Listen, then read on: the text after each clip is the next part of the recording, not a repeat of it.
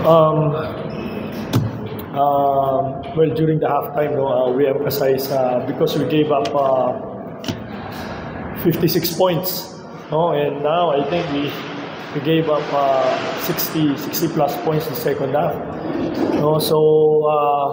As much as we want to enjoy and be happy on this game, I don't think this is our game.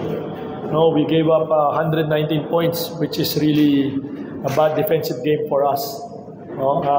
Yes, we scored 127. Yes, that's good. Offensively, we know that's a positive side. That we know that we have a lot of firepowers in our team. We're not relying so much on our starters, no. So it's really, the concern now is really our defense, especially going to Sunday's game against Meralco. We have to defend. We cannot defend like this. No, so I think that's a concern on this team, on this game. So yun lang. Coach, you mentioned defense. What adjustments and standards would you like to see come Sunday against Meralco? Well, obviously, if we defend like this and we give Meralco 119 points, I don't think we'll have a chance on Sunday's game. No, we know Meralco will defend, so I'm not sure. It's great, it's good if we're gonna score 127 also against Meralco, diba? But I doubt. No, I doubt because I know them. They emphasize defense also. No? So it's gonna be like we really have to be on point on our defense. We have to go back and take a look at the video on this game. Especially, I think our concern also is our fast break points of the opponent. No? So medyo concerned din yun. No? Especially if we try to play big all the time. No? So yun. I think we just need to refocus on our defense going on Sunday's game.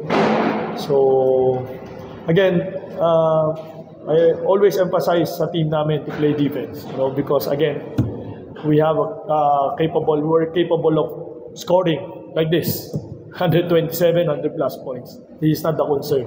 Concern is really defense. So we have to go back and take a look at the defensive lapses that we had this game. So we improve and get better on Meralco's game on Sunday. Thank you, Coach. At this point, we're opening the floor to you. Thank you. Coach, si Delpos mo sa 13-4-6, pero si Ian at si Mark nakita sila mga responsible for win. Is this a proof na i-keep sila dun sa tinatakot ng considering medyo more emphasis on the young facing? Actually, honestly, I'm not really emphasizing the young players. No, I just want, everyone as a, kasi because of my yung composition namin sa team ngayon, anybody can start, no? Anybody can play.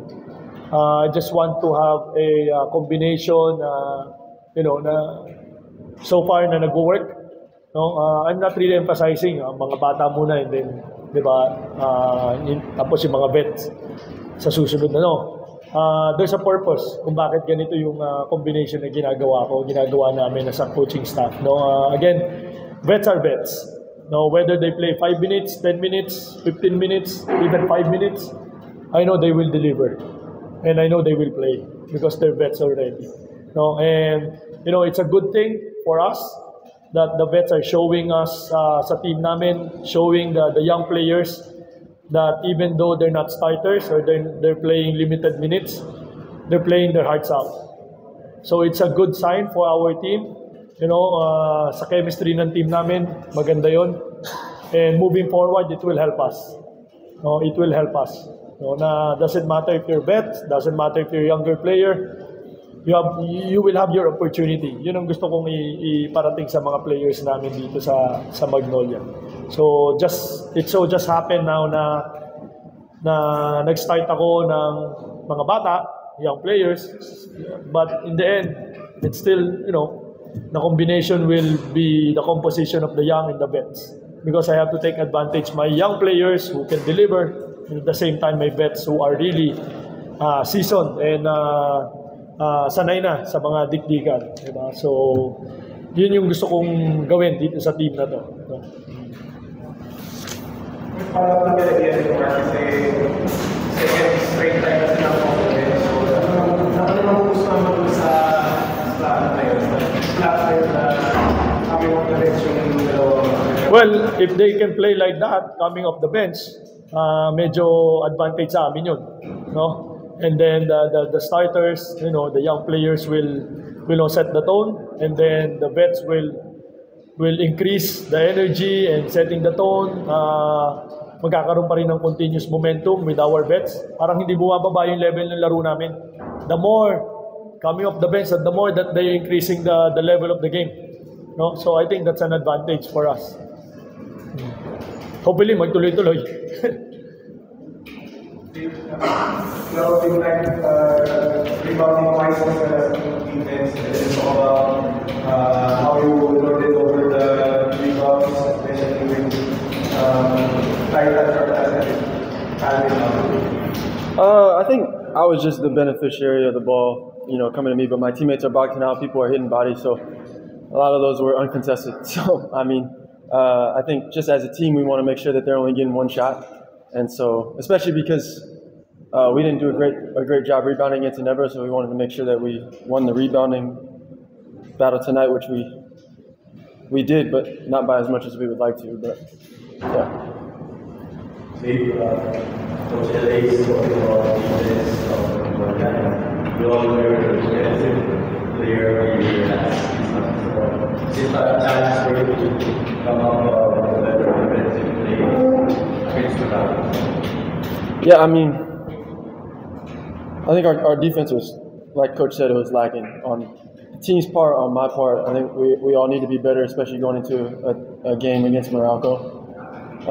Because, like Coach said, if we play defense like we did tonight, it's going to be really tough for us to come up with a W. So, I mean, defensive player of the year means nothing for this season.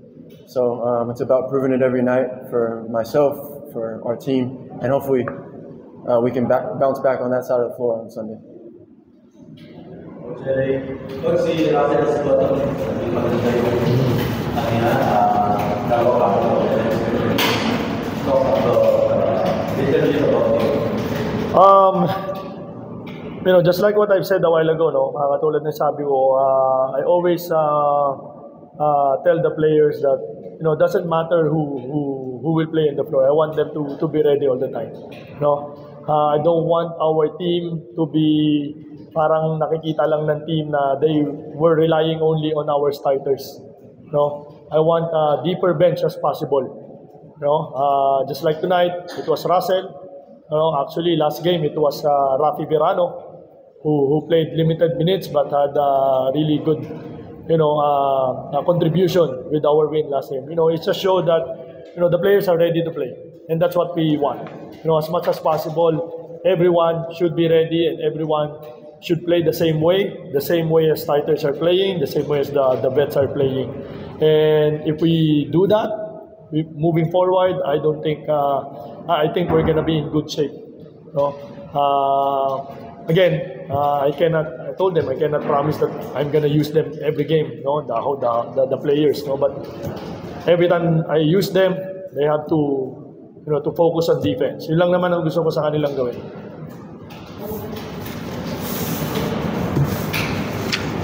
All right, that wraps it up. Thank you.